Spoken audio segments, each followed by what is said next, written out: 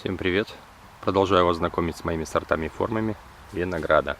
Сегодня 20 августа, кишмиш венгерский 342.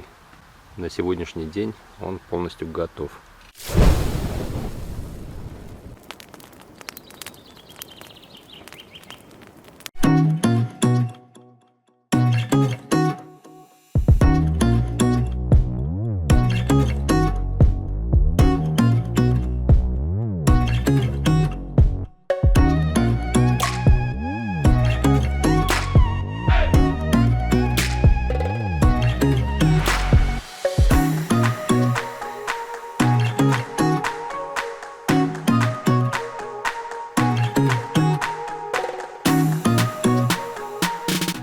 Один из немногих, который действительно созрел. Потому что в этом году почему-то сахар не хочет набираться. Кислота уже почти везде уходит. Сахар не хочет набираться. Но здесь в этом плане все в порядке. Единственный минус у него в этом году, даже и не только у него, а у всех кишмишей, это появление костей. Не рудименты, а конкретные кости. Уже весь окрашен. Ну как окрашен? Он такой покрывается конопушками и легким загаром. На сегодняшний момент он уже весь во всей своей красе и съедобный. Естественно, его поглощают осы, муха вон сидит. Разрыва ягод особо не видел, это вот оса погрызла.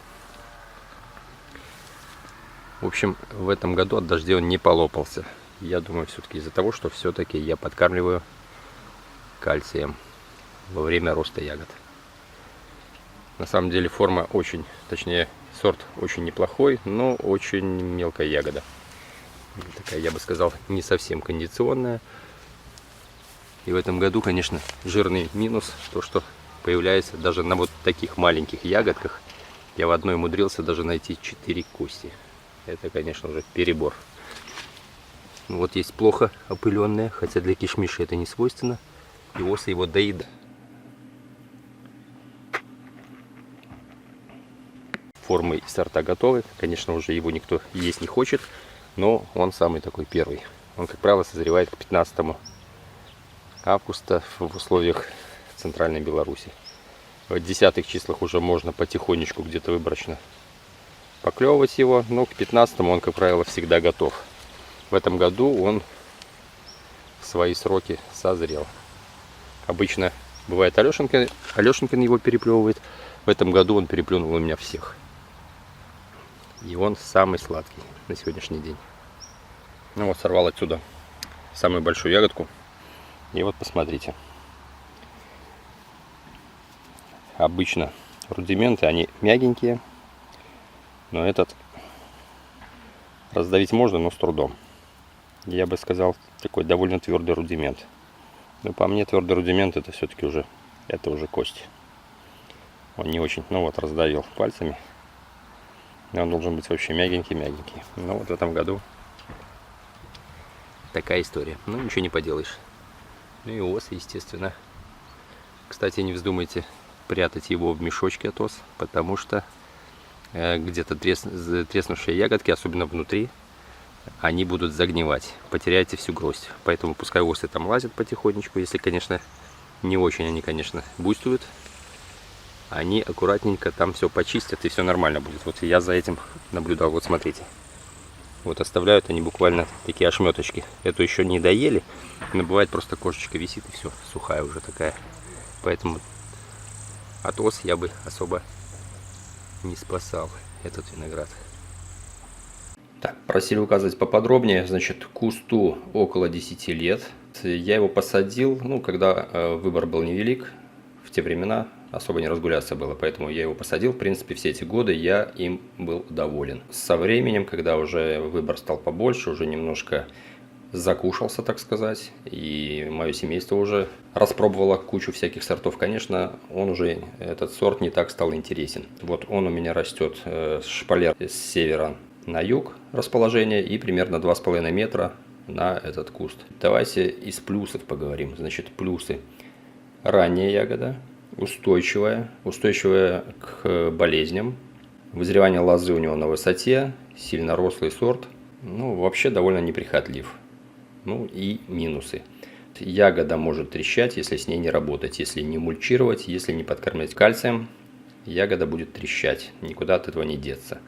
Если все эти обработки делать, то проблем нет. И еще, гроздь очень плотная, с ней надо работать, чуть-чуть ее подстригать, прореживать, тогда ягоды будут крупнее, и гроздь не будет такая плотная, не будет кукурузных початок и не будет так трещать, кстати, потому что когда она очень плотная становится, ягода трещит внутри. Это проблема. И стоит ли за таким сортом настолько вот ухаживать, вот подрезать, прорезать и так далее с такой маленькой ягодкой, ну это уже каждый решает сам. На сегодняшний момент, наверное, я уже буду потиху от нее, наверное, избавляться, потому что уже выбор у меня более-менее появился более интересный, поэтому буду ее перепрививать.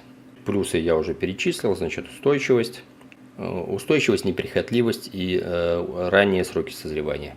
Но минусы вот все-таки то, что трещит, и ягода не очень интересная на сегодняшний момент. Мелковатая, вкус довольно простой, но вообще он как бы стоит, чтобы его держать. Но опять же, если вы уже имеете какой-то арсенал у себя, большой выбор, то, конечно, тут уже 100 раз надо задуматься, стоит ли. Если не садили, то, наверное, даже не стоит заморачиваться, потому что на сегодняшний момент гораздо больше выбор более интересных сортов и форм гибридных. Если не умеете работать, если только начинаете, для начала, в принципе, наверное, стоит его посадить, на нем тренироваться, он простит кучу ошибок.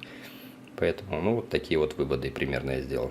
Поэтому пишите в комментариях, у кого есть этот сорт, насколько вы довольны, недовольны и что о нем думаете на сегодняшний момент. Посоветуйте другим подписчикам, стоит его сажать или нет. Я просто высказал свое мнение на сегодняшний момент. По поводу рудиментов. Рудименты присутствуют и довольно часто стали появляться кости. Значит, я слышал, что кости появляются, если во время цветения очень жаркая погода стоит. Я не знаю, не уверен, не проверял. Информация такая есть. Ну, у кого более подробная информация об этом, тоже напишите в комментариях, будет интересно почитать. На самом ли деле это так? Потому что, ну, на самом деле я сейчас вспоминаю, что во время цветения была очень сильная жара. Обычно у нас всегда льют дожди во время цветения. В этом году была, ну, такая конкретная жара. Поэтому, возможно, да, возможно, из-за этого появились кости. Но кости появились не только на этом сорте, но и на других, на большинстве кишмишей, которые цвели. Ну, они примерно цветут у меня в одно время, в основном.